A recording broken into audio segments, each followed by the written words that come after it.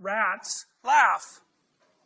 So if you tickle a rat, it laughs. You can't hear it though, because it laughs ultrasonically like a bat.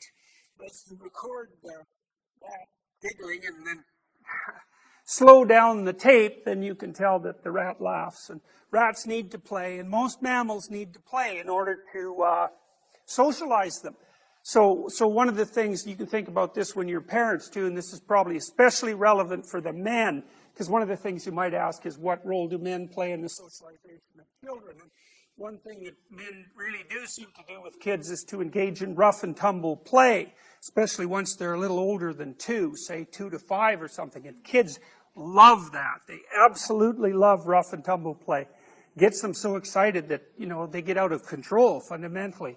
But rough and tumble play is an excellent mode of socialization because it teaches the child the distinction between aggression and too much aggression, right? Because if you're wrestling with a kid, the kid has to keep their behavioral output under a fair degree of control to keep the game going, to make it rough enough to be exciting, but not so rough that they get hurt, or that they stick their thumb in their dad's eye or something like that.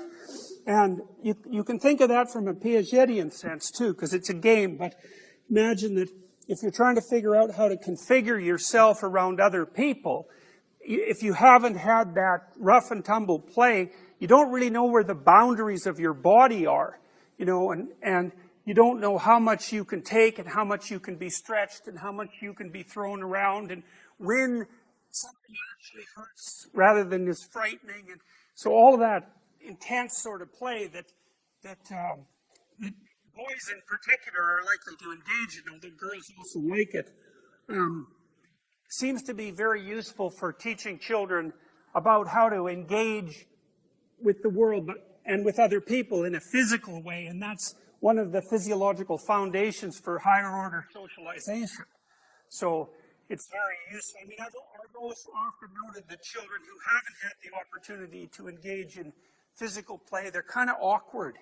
You know, they're not seated well in their body, and it's like they're kind of vague physically. Whereas the ones who've been twisted around and bent and thrown up in the air and, you know, wrestled in general, they're a lot more conscious of their limits and their abilities in their body, and they're also much more able to invite other kids to play.